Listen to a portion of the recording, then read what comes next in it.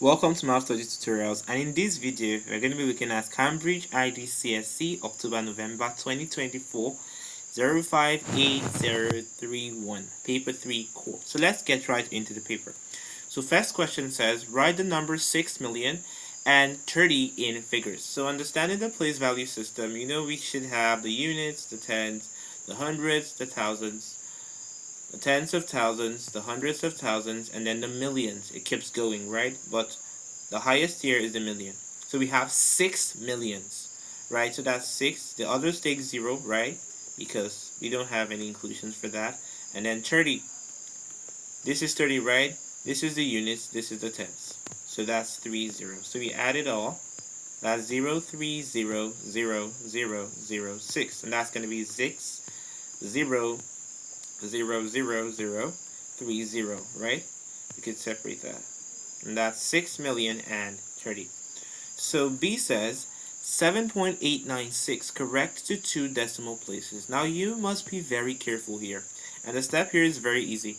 All you simply need to do is to look at the second number that comes after the decimal point. So what we have here is 7.896. So 8 is the first number after the decimal point. Right, that's the first decimal place. Then 9 is the second number that comes after the decimal point, and that is what? The second decimal place. So in order to correct to the second decimal places, to the second decimal place, you have to look at the number that comes after the second, and that's the third. So the third is going to correct the fourth. If it was 3 decimal places, we need to look at the fourth, right, to correct the third. So the third to correct the second.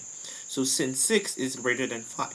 So when you look at the number that comes after, if the number is up to 5, then it could round it up, it could correct it higher. But if it is less than 5, right, it rounds it down.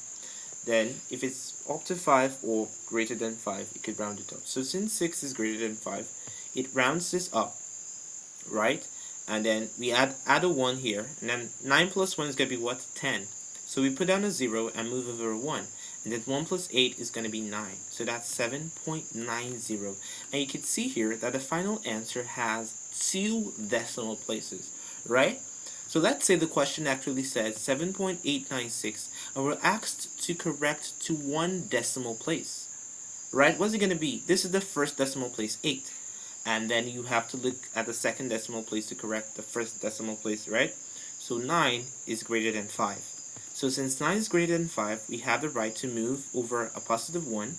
And then 8 plus 1 is going to be 9. So that's going to be 7.9. 7.9. So you can see that the final answer is going to be 1 decimal place and not 7.90. If it's a 7.90, we're referring to 2 decimal places, right? So we could therefore say that after the correction, we have the value such that the correction has the same number of decimal places as what we were asked to correct to. That's what it is. Okay, C says, from this list of numbers, we have 8, 24, 25, 36, 39, 41, and 48. From the list of numbers, write down I, a multiple of 16. Now, what's a multiple? A multiple is a number, right? So the multiple, pay close attention, the multiple of a number is a number that divides that number without a remainder, right? I don't have to keep writing, right? So when we have 16 times 1, 16, 16 times 2, 32, 16 times 3, 48. So 16, 32, 48 are multiples of 16 because these numbers can divide 16 without a remainder. So from this list, 8 is not, 24 is not, 25 is not, this is not, this is not, this is not, 48 is.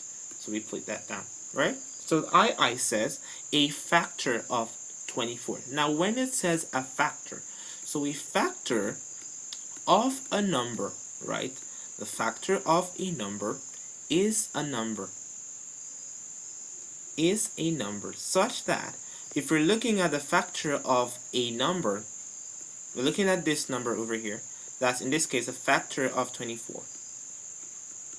So let's say a number n is a factor of 24.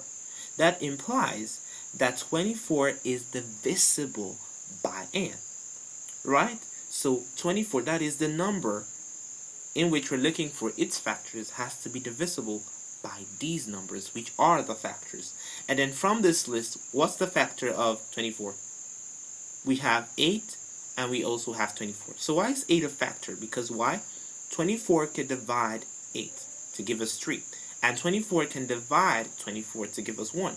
But 48 is a multiple of 24 and not a factor of 24, because 48 is a multiple because why? 48 could divide, right? That the multiple divides the number without remainder. But when we're talking about the factor of, in this case 24, 24 has to be able to divide that number, which is the factor. So 24 cannot divide 48 perfectly. 24 divided by 48 is going to be 0.5. You get that? Okay, so in the exam it says a factor of 24. So it's either you write 8 or you write 24. Any of them will score. So it says a cube number. Cube number, so from this list, what's a cube number? A number that is formed when a whole number is multiplied by itself twice. And in this list, from the list given, the cube number here is 8. And why is that? Because 2 times 2 times 2 is 8. 2 is a whole number, right? And when 2 is multiplied by itself twice, we're going to get 8. Same if we have 3 times 3 times 3, and that's going to be 27. 27 is a cube number. Why? Because we have a whole number, 3, such that when it multiplies itself, it's going to give us this number. And this number is a cube number. Okay, lastly, we have IV says a prime number. So when we're asked prime number, what's a prime number? A number that has just 2 factors only, 1 and itself. 1 and itself. And it's important to know that 1 is not a prime number, right? It just has 1 factor itself, 1, right? So it has, prime number has 2 factors, 1 and itself. And then from this list you could see that 8 has more than 2 factors. 1, 2, 4, 8. 24 has more than 2. 1, 2, 4, 6, 8, 12, right? 25. 1, 5, 25, right? But in this list, we have that 41 has just 2 factors, which is 1 and itself, which is 41. There is no other number that is a factor of 41, such that if 41 divides that number, there's going to be no remainder. There's no number like that, right? So 41 is the answer. So D says put 1 pair of brackets into this calculations to make it correct.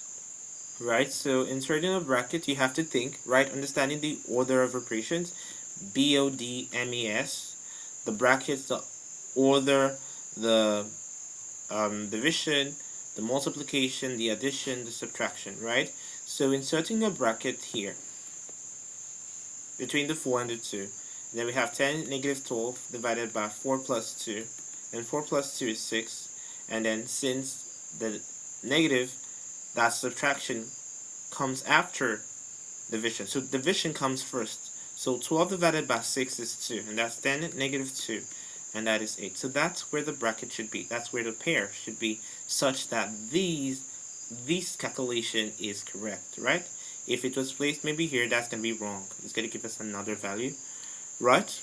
Okay. So E says, by writing each number, the calculation correct to one significant figure, find an estimate for the value of 596 times 0.047 divided by the square root of 8.65. And how is this? So remember the other question, we're talking about the decimal place. Now we're talking about a significant figure. So what's the tip here? When you're given a number and you're asked to correct to a particular significant figure, in this case, we have 1 significant figure. So you have to look at that number from the left. From the left, the first significant number is the first non-zero digit from the left. So in the case of 596, from the left, the first non-zero, that is from 1 to is 5, right? So 5 is the first significant figure. And to correct to the first significant figure, we have to look at the number that comes after, which is the second significant figure, and that's going to correct the first. So since 9 is greater than 5, it could round this up, and then we add a 1 here, and that's going to be 6. So everything now becomes 0. So that's 600, right? Times. So can you guess what's this going to be? We have 0.047. So from the left, the first non-zero digit is 4. Not 0, it says non-zero digit. So we're not going to look at 0, right? So this is 4. And then what comes after 4? 7. So since 7 is greater than 5, it can round it up to become 5, right? So that's going to be 0.05. And then divided by, what if we should correct 8.665 to one significant figure? What's the first significant figure? It's 8. That's the first non-zero digit from the left, and that is 8. And what comes after that? And that's 6. So since 6 is greater than 5, what happens? We could round that up to become 9. So that's the square root of 9, right? So that's 600 multiplied by 0.05, and the square root of 9 is 3. And then 600 could divide 3, and that's going to be 200, and then 200 times 0.05. 0.05 is same as 5 over 100, right? So that's 200 times 5 over 100, and then this divides, 2 times 5 is going to be 10. 10 divided by 1, that's going to be 10. So that's the final answer, 10. Okay, F says, calculate 8 times 10 to the 6th power times 3 times 10 to the negative 2. Give your answer in standard form. So it's important to know what the standard form is saying. So if you're asked to give a number in standard form, that means that you're expressing that number in the form of 8 times 10 to the n. And it's important to know that 1 is less than or equal to a less than 10. And what's the implication? What's the interpretation of this? That means that a has to be greater than or equal to 1. That's 1, including values in between, 3, including values in between, right? 4 down to 9, right? So we can have a tens here. So let's solve this so that you have a clearer understanding of this. So we have 8 times 10 to the 6th times 3 times 10 to the negative 2. So it's important to know the index law that says that a to the x times a to the y is equivalent to a to the x plus y. Very important identity. So 8 times 3 is going to be 24, right? And then 10 to the 6th, this has a 10, this has a 10. So we have the right to use this law. So 10 to the 6th times 10 to the negative 2 will be 10 to the 6th, and then 6 plus a negative 2 is same as 6 negative 2, right? And that's 24 times 10 to the 4th.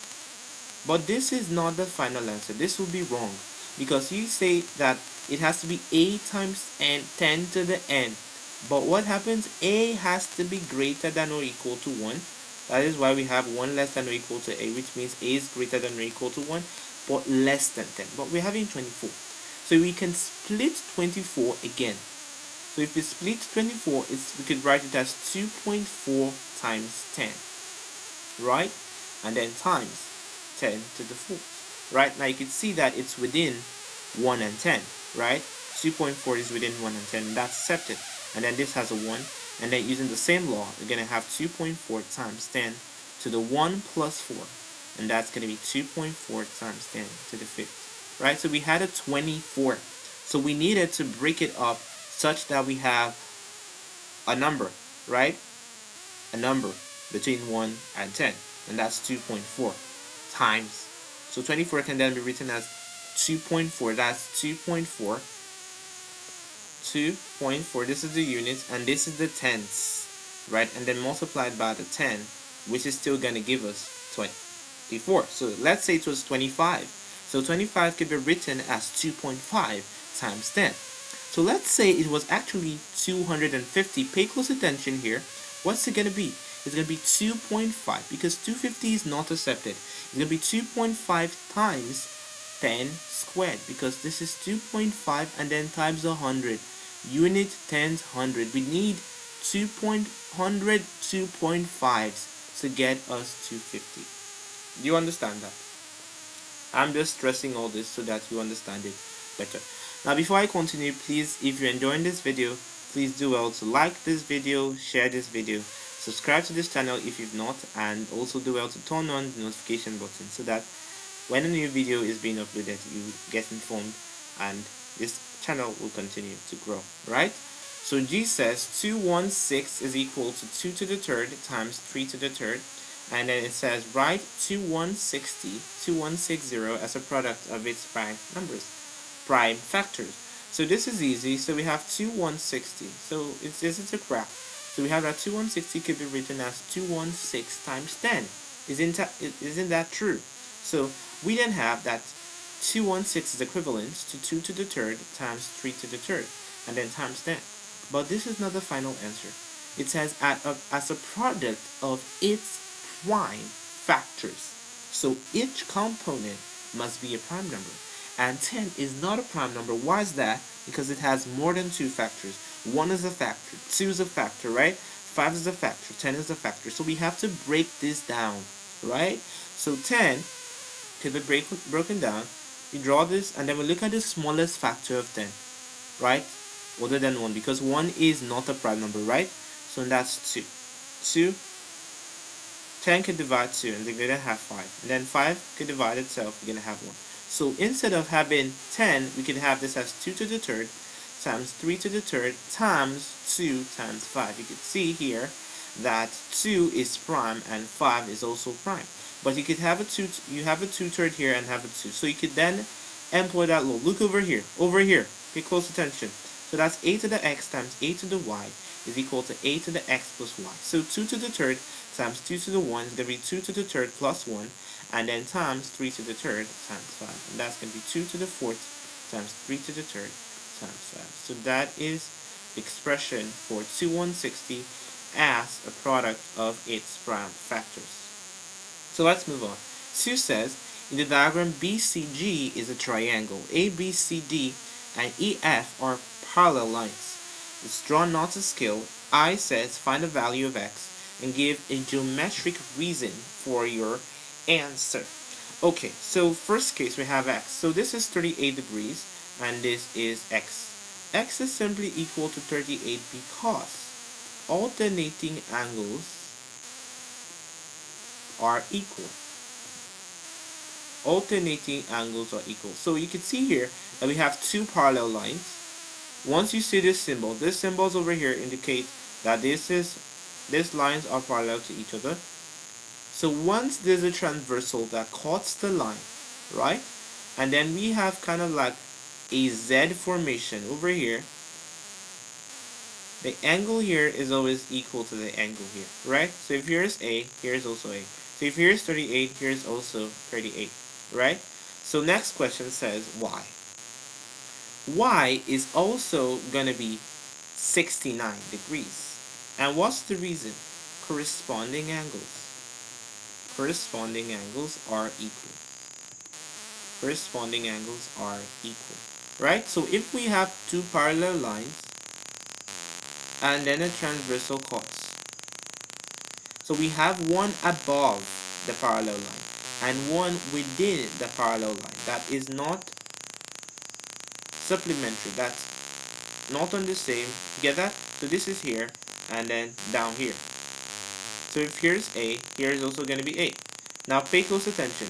If here is B, let's say here is B, that implies this is inner and this is outer, right? Here is also going to be B. So this corresponds to this. The outer corresponds to the inner. The inner corresponds to the outer. Same applies here. B here, B here. A here, A here. So let me ask you this. So if here is, let's say 75 degrees, what's here going to be? Is also going to be 75 degrees. So that's it. And then finally it says find the value of z. So we've gotten the value of y, right? So we need the angle here. We need the angle here. And then for us to get z. So understanding that angles in a straight line do what? Angles in a straight line sum to what? 180 degrees. So this is 69. So to get the angle at C is going to be 180 negative 69. And 180 negative 69 is equivalent to 111 degrees. So we've gotten the angle here. And then using the property that says that the sum of angles in a triangle gives us what? 180, right? So angles in a triangle sum to 180. So we're going to have 111 plus 38 plus z equals 180. So 111 plus 38 is equivalent to 149, and then plus z equals 180. So to get z, you subtract that's negative 149 on both sides. So z is going to be 180 negative 149, and that's equivalent to 31. So that is 31. That's the value of z. So the B part says R, S, and T are points on a circle center O. Line XY touches the circle at T. Write down a mathematical name for the line XY. And this is simply what is called the tangent. The tangent. The tangent is simply a line that touches the circle at one point only. So if we have a circle and then we have a line that touches the circle at one distinct point, that is called the tangent. So II says write down the mathematical name for the line SR. For the line SR. And this is simply what is called the chord. The chord. The distance between, we have a point on the circumference and another point on the circumference. So a line that joins 2 points on the circumference. And that explains why the diameter is a chord. So if this is the center of a circle, and then we have a line that passes through the center. So this is a point on the circumference. This is a point on the circumference.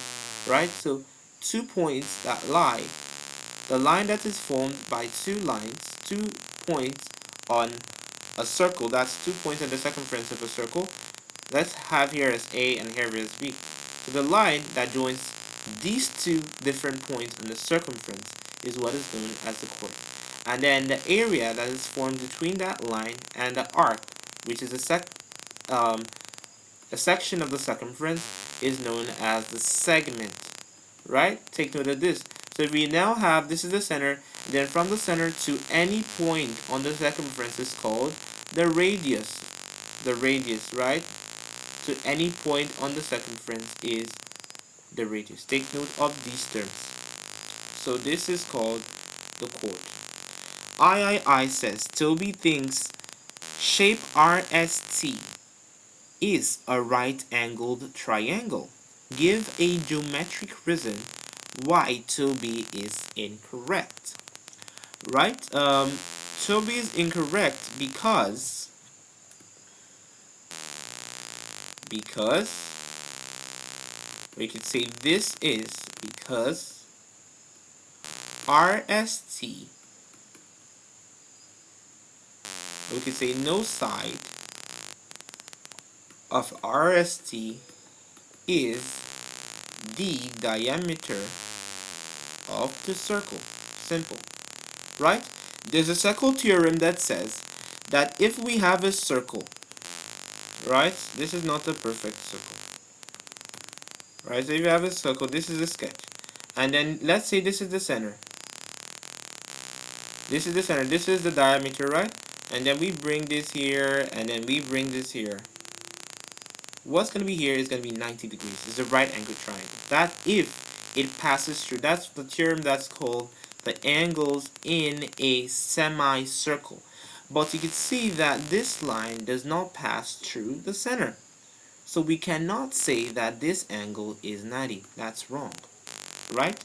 So it has to pass through 90. That's to pass through the center, which gives us the diameter for this angle over here to be 90. You get that? So next question says, Jack does a survey about cycling. The bar chart shows the percentage of people in each group will use a bicycle I says, write down the percentage of people aged 60 to 69 who use a bicycle. And this is easy. So this is the 60 to 69 group over here. So if we trace this, or I could use a different pen to color that, right? Let me clean this off and then use this. So this is 60 to 69, right? 60 to 69. And then if we trace it down to the percentage axis, which is the y-axis, we have this point. Now, what does this point read? We have to understand the scale. So starting from the base, which is 0, down to 20, you can see two spaces, two blocks. So 0 to 20, two blocks. So to get what each block represents, we're going to simply divide 20 by 2. So each line represents, each division is taken as 10 degrees, 10%. So from this to this is 10%. So this is 10%, 20%, 30%, right? 50%. You get that? So what we have here is 30%. So II says 980 people in the survey are in the 30 to 39 age group. Work out how many of these people use a bicycle. Now you can see the 30 to 39 group. Let me use a blue here. This is the 30 to 39 group. And then if we then take this down to the percentage axis, what do we have here? We have 40%. So all we simply need to do is 40% of 980. Do you get that? So the 0 could cancel off with the 0, and then the 0 could cancel off with the 0. And then 98 times 4 is equivalent to 392. 392. And those are the number of people who use a bicycle. That's the answer. So B says that Jack makes 18 cycling trips in 1 year. Each cycling trip lasts 23 minutes. Find the total time Jack spends cycling in this year. So if one trip lasts 23 minutes, the question now is 18 cycling trips gonna last for how many minutes? Let's call that x minutes. So we simply multiply, right? So x is gonna be 18 times 23. And 18 times 23 is equivalent to 414, right? That's 414 minutes. What you can see how the answers are provided in hours and minutes. So we have to get the number of hours. Remember that 60 minutes is equivalent to an hour, right? So 414 minutes. To get the number of hours, let's call that y hours, right? So if we multiply through, that's going to be 60y equals 414. So dividing through by 60. 414 divided by 60, we're going to get the closest number. 60 times 5 is 300. 60 times 6 is 360. 60 times 7 is, right? It's going to be 420. And that has passed what we have. So we're going to have 60 times 6, and that's 360. That's the closest. And then we have 360. How many more do we need? It's simply going to be 414 negative 360, right? And that is simply going to be equal to 54. So 414 minutes is simply equal to 6 hours 54 minutes. Over here, let me section that out. 6 hours 54 minutes. So because we had 414 minutes, so we now got the number of hours 60. How many 60s we could get from 414, and that was 6, and then we needed an extra 54 to ensure that we have a total of 414. Okay, so let's move to the C part. It says that the table shows where 240 people cycle the most. So for the roads, we have 84, and then the pie chart, the sectorial angle is 126, and then the cycle paths, we have 72, 48, and 36.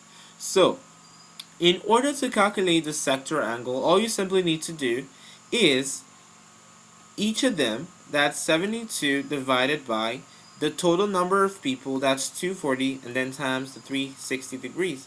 So the 0 could cancel off. Then 72 divided by 24 is going to be 3, right? And 3 times 36 is equivalent to 108, right?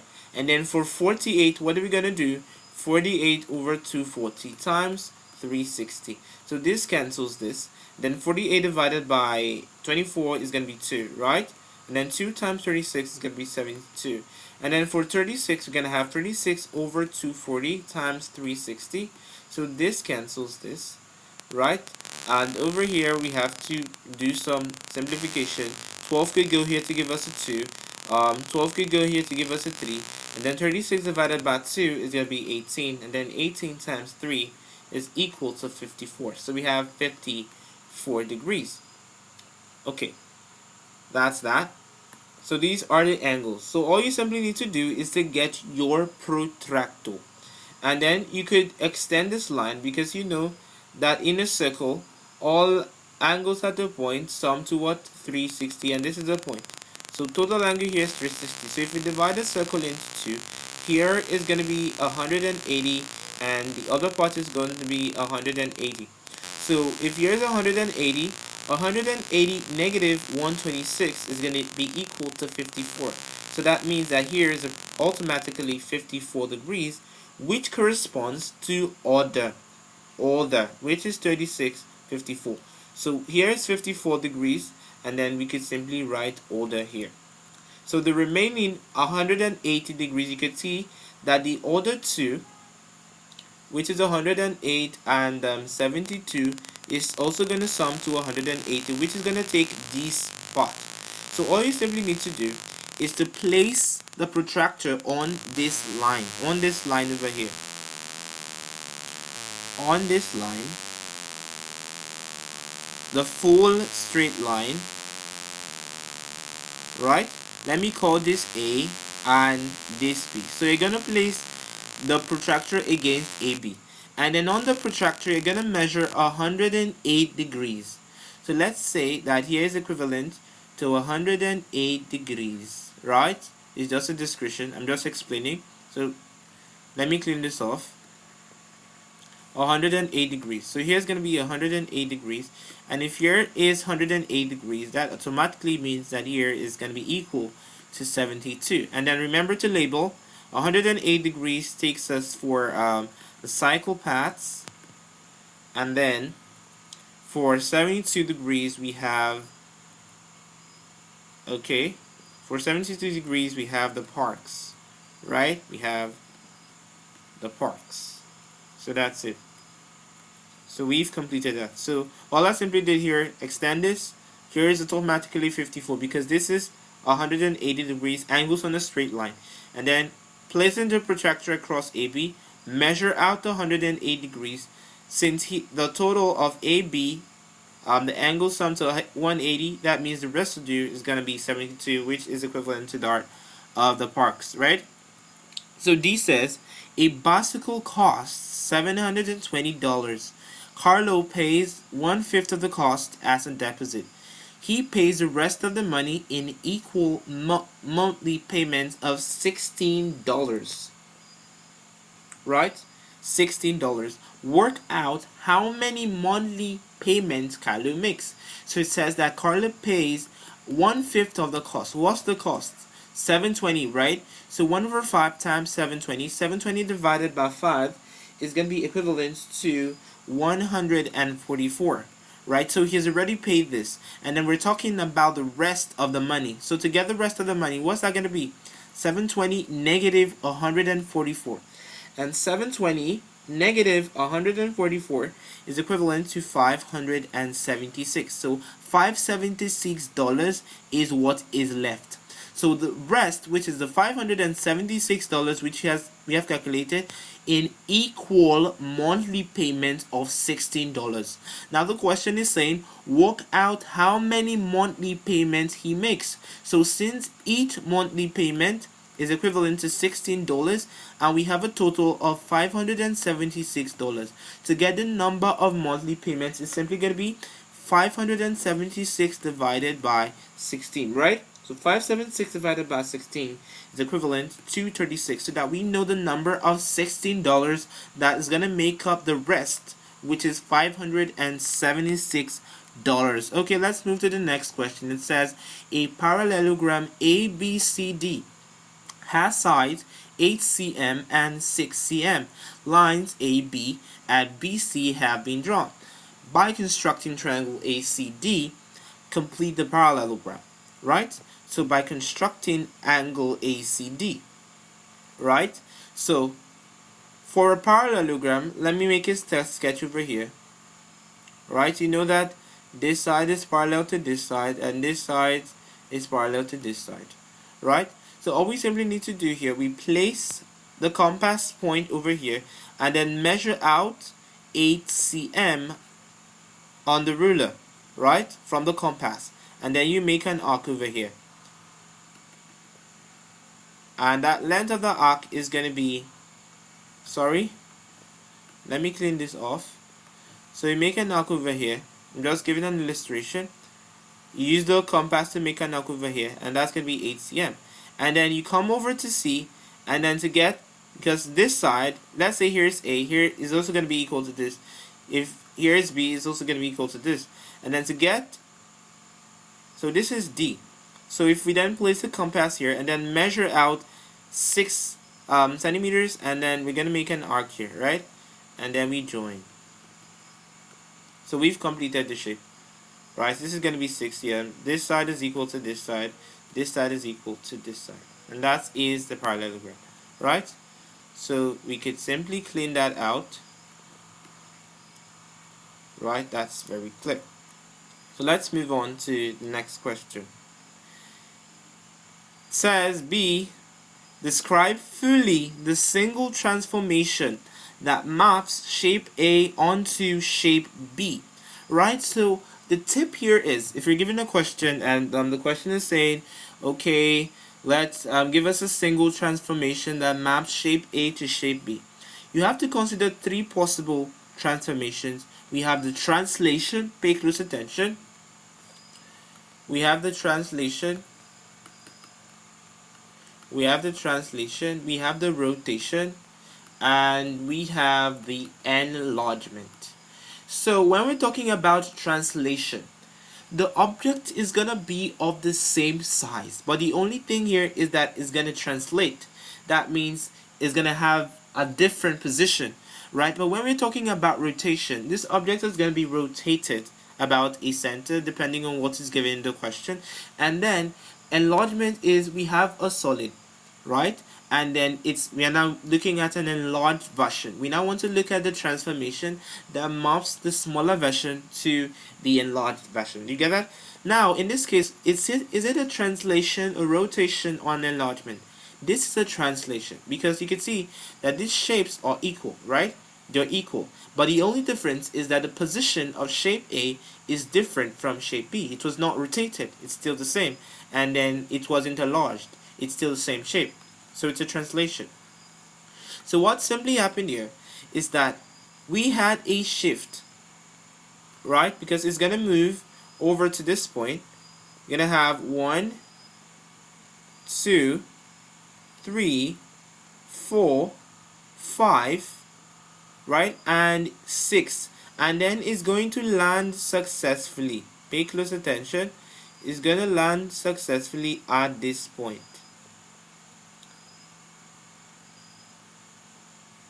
So when it moves to the left, by what? 6.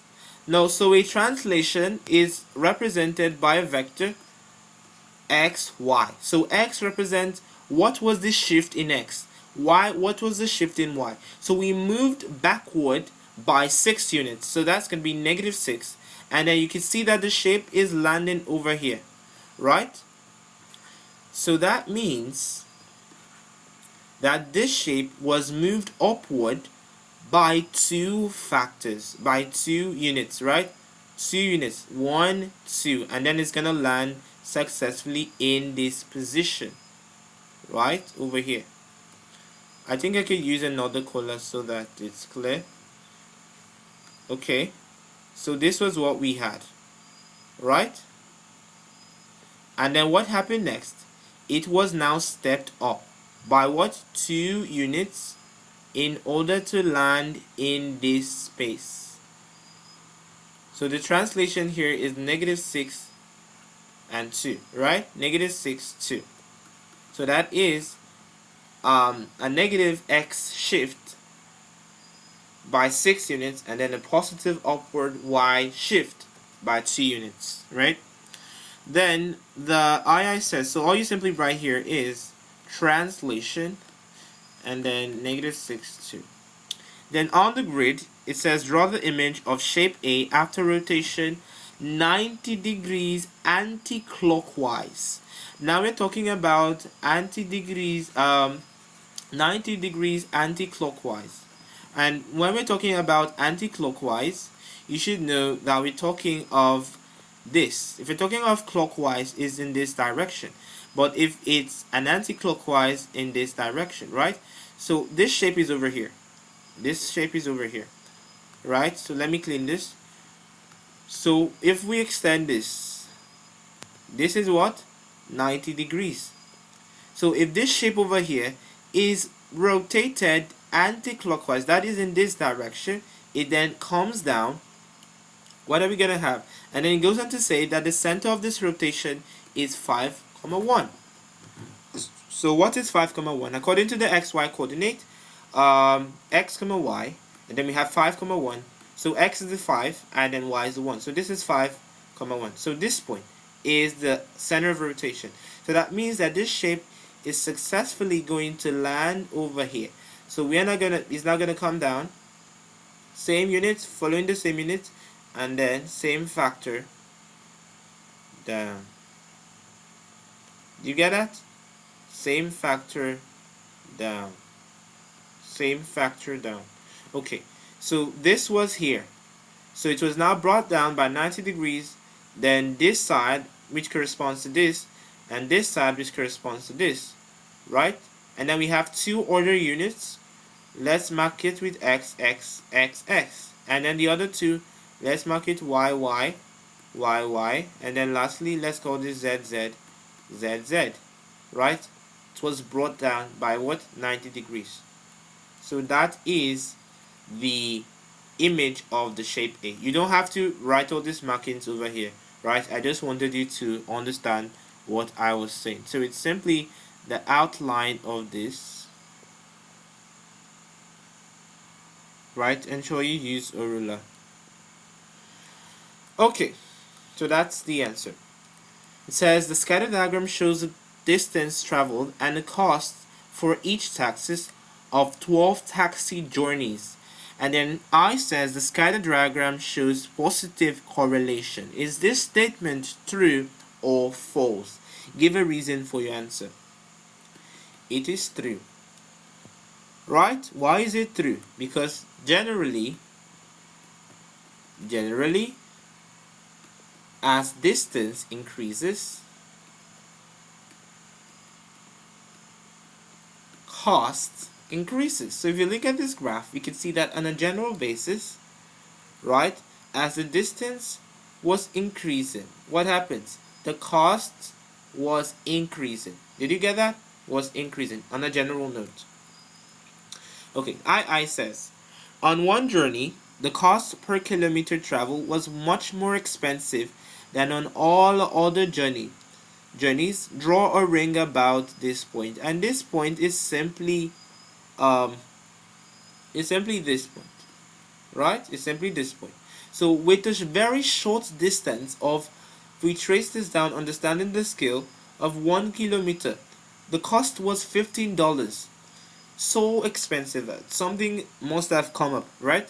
Something must have actually come up compared to when we had over here about if here is 3 and then maybe 2.2, right? We're having a lower cost. You can see over here, lower costs everywhere. But at this short distance, it was so expensive, right? So expensive compared to the others. And that's this, we've circled, we've drawn a ring about that. And then the question goes on to say, draw a line of best fit. draw a line of best fit. You could simply use your ruler to draw this. You could simply use your ruler to draw this, right? So you have to understand what the line of best fit is. So if we have a line that successfully passes through, roughly, it does not have to pass through all the points, but it's a line such that when we draw that line, the points are going to be clustered about that line. There's going to be even distribution about that line. So if you have a line from this point, right? Let's say this line. We could take this line for an instance, right? You can take this line for an instance, right?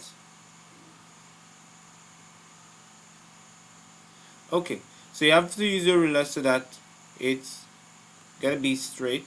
Okay, so that's it. This is because I'm giving a sketch. Okay, so how did I get this? You may be wondering, how did I get this? So you can simply look at what is given to you, and you can see how you could distribute the points, right?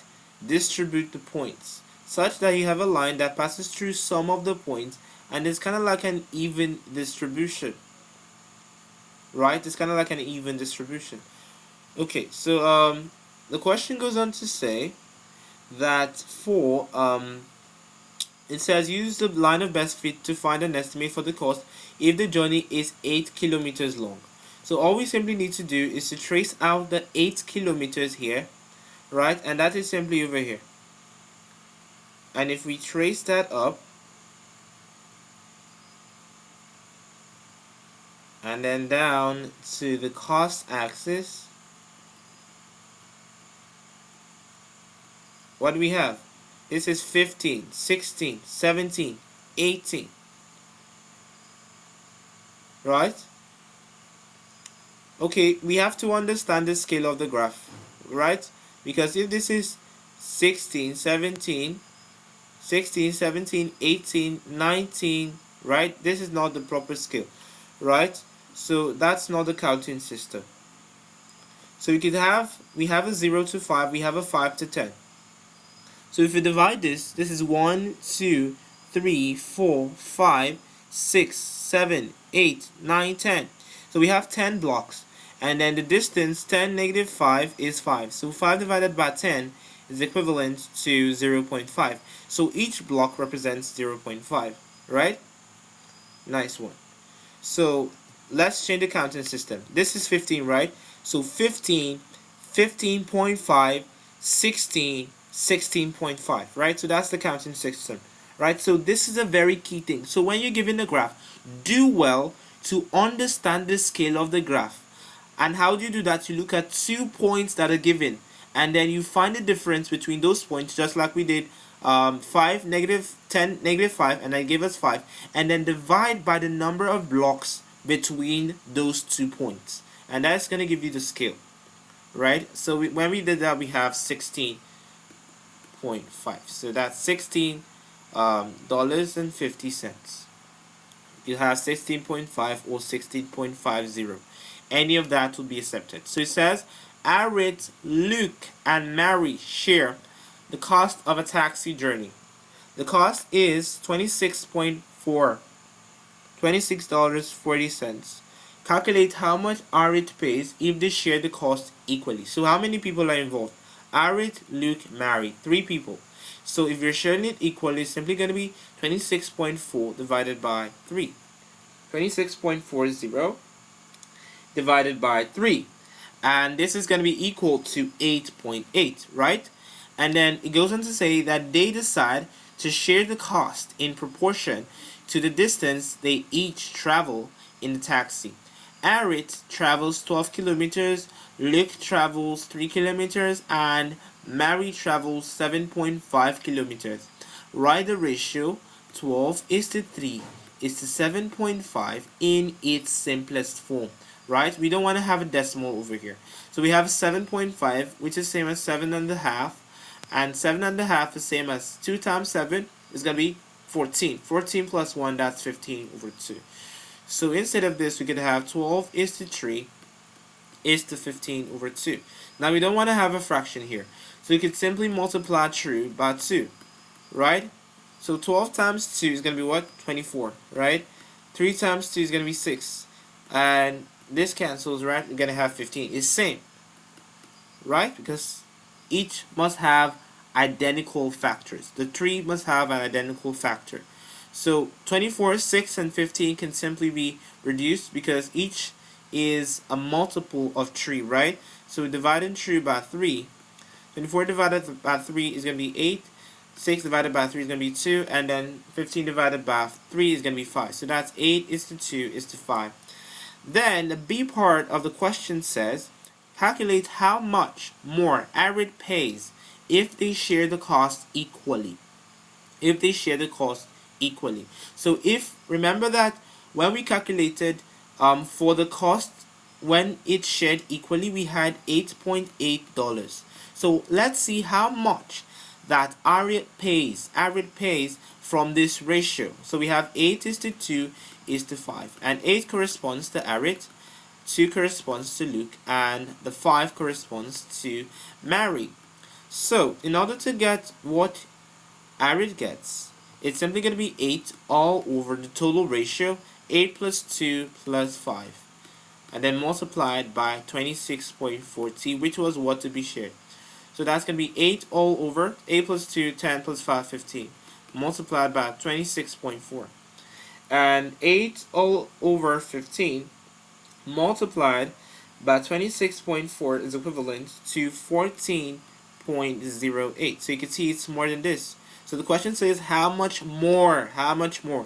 So to get how much more is simply 14.08 negative what? 8.8. And 14.08 negative 8.8 is going to be $5.28. So that's how much more Arid pays if they share the cost equally, right? So when the cost was shared, according to the ratio 12 is to 3 is to 7.5, which we reduced to 8 is to 2 is to 5. Arid's pay was actually 14.08, and then subtracting the cost when they shared equally, right, where the work was made easier, we had 8.8, and then subtracting we have 5.28. So C says Jin invests some money from his taxi company.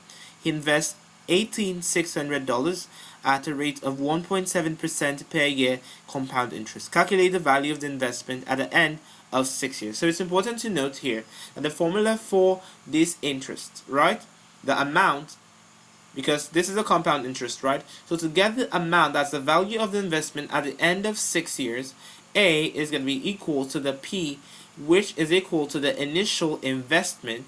A, which is the total amount, gives us the value of the investment at the end of n years. So that is P into 1 plus R over 100 to the n, right? Where n is a number of years.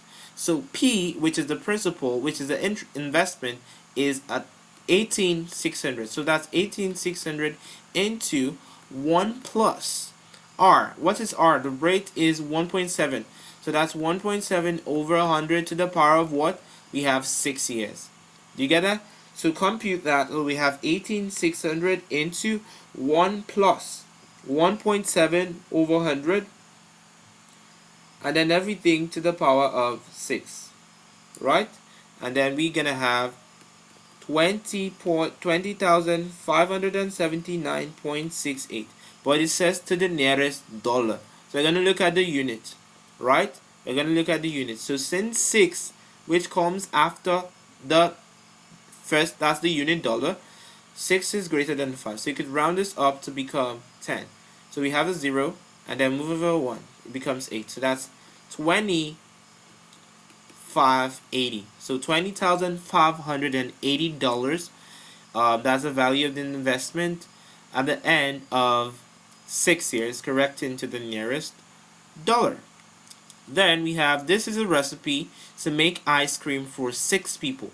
270 ml of cream, 270 ml of milk, 100 grams of sugar, 4 egg yolks, and Tom makes ice cream for 10 people. And how much milk does he use? So it's very simple. So if 270 ml of milk was required for 6 people, so the question now is saying for 10 people, how much milk is required? So this is going to multiply, right? So that's going to be 6x is going to be equal to 270 times 10. So dividing through by 6. 270 times 10 is equivalent to 2,700. And then 2,700 divided by this is going to be 450. When 27 divides 6, you're going to have 4, right? And then when 3 moves over, 30 divides 6 is going to be 5, and then a 0. So 450 ml. So the II part of the question says that the mass of all the ingredients Tom uses is 1,100 grams. And then after Tom heats the mixture, the mass reduces by 15%. Find the mass of the mixture after heated. So where the question is simply saying decrease 1,100 by 15%, and that's simply 1,100 negative 15% off. So that's the initial negative 15% of that. So this cancels. So that's going to be 1,100 negative 15 times 11 is equivalent to 265. And then 1,100 negative 165 is equivalent to 935. So that's 935 grams. So 15% was reduced from 1,100 and we had 935 grams, right? Okay, so III says Tom lets the mixture cool to 5 degrees Celsius. He then puts it into a freezer to cool to negative 18 degrees Celsius. Find the difference in these temperatures. So that's simply going to be equal to 5 negative 18, because this is the higher 5, and then we're comparing it to this negative of negative. That's the difference, right? And the negative is going to be positive. So that's 5 plus 18, and that's 23 degrees Celsius. So the B part of the question says, in a factory, a machine fills 920 tubs of ice cream in 8 hours. Work out the number of tubs the machine fills in 1 minute. So it's simple. Understanding here that 1 hour is equal to 60 minutes. We could get this. So if we have 25,920 tubs in 8 hours. So we now want to get the number of tubs that will be produced in an hour. So multiplying through, that's going to be 25,920 equals 8x, and then dividing through by 8. 25,920 divided by 8 is equivalent to 3240. So 3240 tubs every hour. So if 3240 tubs should be produced every hour, and remember, 1 hour is what? 60 minutes. So the question now is how many tubs, let's call it y, will be produced in 1 minute. So multiplying, it's going to be 3240 times 1 equals 60y. So dividing through by 60. 3240, this cancels, right? So 32 divided by 6, that's going to be 5. 6 times 5 is 30, so we need an extra 2. And then 24 divided by 6 is 4, and that's 54. So 54 tubs are produced in 1 minute. So II says a pack of ice cream contains 6 tubs. There are 120 packs on a tray. There are 24 trays on the truck. Work out how many tubs of ice cream are on the truck. So it has 6 tubs, right? It has 6 tubs, 120 packs on the tray, and then there are 24 trays. So the number of packs is equivalent to, the number of trays is equivalent to 120 times 24, right? It has that we have 120 packs on a tray, and we have 24 trays. So a total, we have 120 times 24. And then since we have 6 tubs, so for one tub is going to be 120 times 24. But since we're looking at 6 tubs, so per tub, we're going to be having 120 packs, and then since we have on a tray, and then we have 24 trays. So total number of packs for 24 is going to be 120 times 24, and then since we have 6 tubs times 6, so 120 times 24 multiplied by 6 is going to be what? 24 times 6 is 144, and then 144 times 120, 144 times 12 is 1728, and then we could simply attach a 0, and that is 17280 tubs of ice cream are in the tub. So C says Mario sells ice creams in 5 flavors. So the table shows the relative frequency of some of the ice cream flavors Mario sells. We have the vanilla 0.34, chocolate, we don't know that, strawberry 0.18, coconut 0.12, banana is unknown. So it says that Mario sells 3 times as many chocolate ice creams as banana ice creams. So let's say that the relative frequency of banana ice creams be equal to x. So if it's x, that means chocolate is going to be 3x.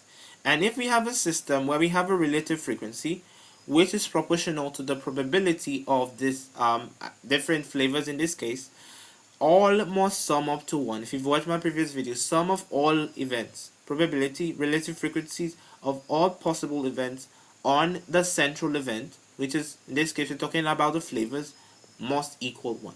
So 0.34 plus 3x plus 0.18 plus 0.12 plus x, and that's going to be 0.34 plus 3x plus x is 4x, and 0.18 plus 0.12 is 0.3, and 0.34 plus 0.3 is equivalent, so that'll be 4x, and then plus 0.64. Right? And then all of this should be equal to 1. So 4x is going to be equal to 1 negative 0.64. That's 4x equals 0.36. And then dividing through by 4, you're going to have 0.09. So that tells us we could clean up the x, and we're going to have 0.09. And then for the other section, remember this is 3x. So since x is 0.09, 3x is going to be 3 times 0.09, and that's going to be equal to 0.27. You get that? So, II says, 1 week, Mario sells 450 ice creams. Find out how many strawberry ice creams Mario expects to sell. Right? So, this is simply gotten by 450 multiplied by the relative frequency of strawberry, which is 0.18. Right? This gives us the expected value. Right? So that's going to be 450 multiplied by 0.18, and that's simply 450 times 18 over 100, and this cancels this, right? And then 45 times 18 is equal to 810, and then divided through by 10 we have 81. So 81 strawberry ice creams are expected to be sold by Mario. So III says the probability that any customer is an adult is 0.7. Complete the tree diagram. This is very easy, right? So this is 0.7. So if the probability that any customer is an adult is 0.7, we don't know the probability that the customer is going to be a child. So remember that in this case, it's either the customer is an adult or a child, as illustrated by this tree diagram. I remember that we said that the total probability must sum to 1. So to get x, which represents the children, that's x equals 1 negative 0.7, and that's simply 0.3. Right? So 0.7 adult, and then second customer is also going to be 0.7, right? And then child is always, as we've gotten it to be 0.3, is always 0.3. Second customer, still 0.3. Even though it's the third customer, 0.3. It's constant, right? Because that any customer is 0.7. Adult, right? But a child, 1 negative 0.7, 0.3. So the question goes on to say, find the probability that the first 2 customers are adults. First 2. So we're talking about the probability of an AND situation. That means the first customer is going to be an adult and the second customer is going to be an adult, and we're going to use a multiplication here. So first customer 0.7, and the second customer is also going to be an adult, and that's going to be 0.7. So 0.7 times 0.7 is going to be 0.49.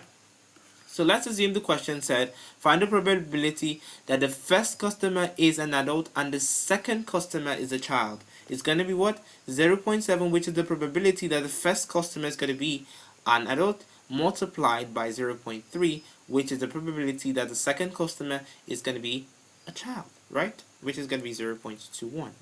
That's in that case. Okay. Then question 7, this is the last question. I'm going to create a separate video for the remaining questions of this paper, right? So 7a says find the perimeter of the triangle. So we have 4, we have 7, and we have 10. So the perimeter is simply the sum of the outline of the shape, right?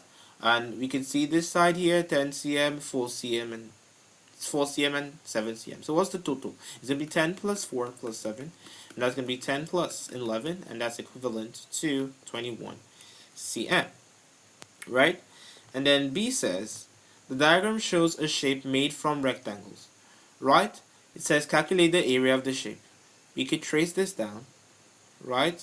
So we could have two simple shapes, this shape and this shape. So let's section it. From here to here is 18.6, and over here we have 4 cm, right? That means that here is also 4 cm. And the whole of this, which is the distance from this point to this point, is 18.6. So distance from here to here is 7. Distance from here to here is 7. 7 plus 7 is what? 14. So to get the distance between this point, look carefully, this point and this point, it's simply going to be 18.6 negative 14. That means that this is 4.6, right? So from this point down to the ground here is 13.5, and we've gotten that this is 4 cm. So to get the distance from this point down to this point is going to be what? 13.5 negative 4, and that's equivalent to what? That's equivalent to 8.5, 9.5, right? That's equivalent to 9.5. So from this point to this point we have 9.5, right? 9.5 and 4.6. So now the area of the shape is the area of the larger rectangle plus the area of the smaller rectangle, right? So the area of the larger rectangle is going to be equivalent to, what's the area of a rectangle? Is equivalent to the length times the breadth. So the larger, the length is what? 18.6, and then multiplied by what? The breadth, which is 4, and then for the smaller in length, so the length of this is actually you can take it as 9.5. That's simply just 9.5 times 4.6. 9.5, 4.6, right? So 18.6 multiplied by 4 is equivalent to 74.4, and then plus 9.5 multiplied by 4.6 is equivalent to 43.7. And when we add 43.7 to 74.4, that's equivalent to 118.1 centimeters squared, and that is the area of the shape. Thank you so much for watching this video.